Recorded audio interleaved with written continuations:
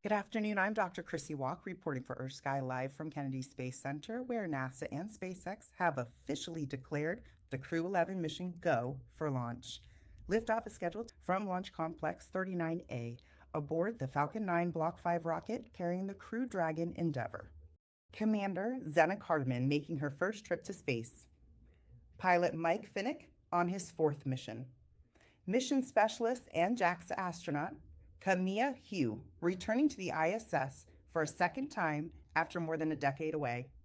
Mission specialist and Roscosmos OLEG PLATONOV also on his first spaceflight.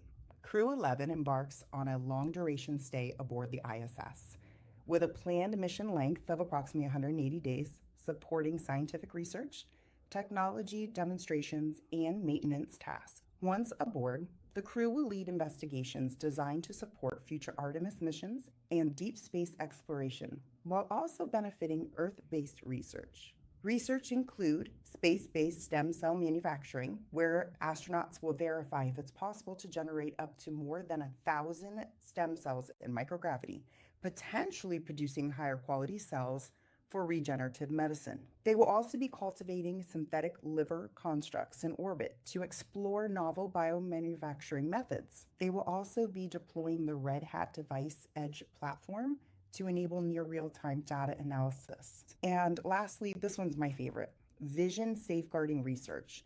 This is going to help identify tactics to mitigate ocular changes due to fluid shifts during extended microgravity exposure. Hi, I'm Greg with Earth Sky. My question is for Mike.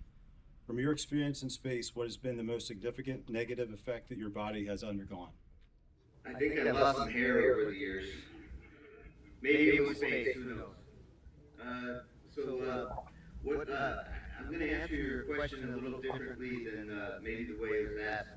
What I'm really proud about with the International Space Station, when we first started, we were really worried about bone loss. We had some crew members coming back from earlier space stations and who hadn't exercised. And we spent a lot of time and effort figuring out how to have countermeasures against bone loss. And on my first mission, I used an interim resistive exercise device, IRED. That helped. But once we got the ARED, and I'm very proud to be one of the two folks that helped put it together for the first time, myself and Sandy Magnus, the ARED Advanced Resistive Exercise Device has really helped people with bone loss. It still was an issue, but it's no longer scary to the NASA physiologists, and it helps us understand what we need to do to be ready to go to the moon and Mars.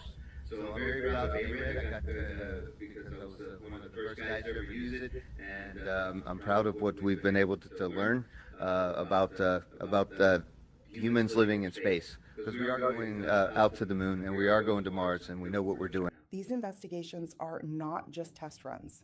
They translate into medical therapies, materials science, biotechnology, and spaceflight operational systems with real-world applications, which in the end informs healthcare, agriculture, and technology innovation back here on Earth. Put your hands together for Crew-11 as we wish them Godspeed. Thanks for tuning in, and don't forget to like, subscribe, and head to Earth Sky for more updates.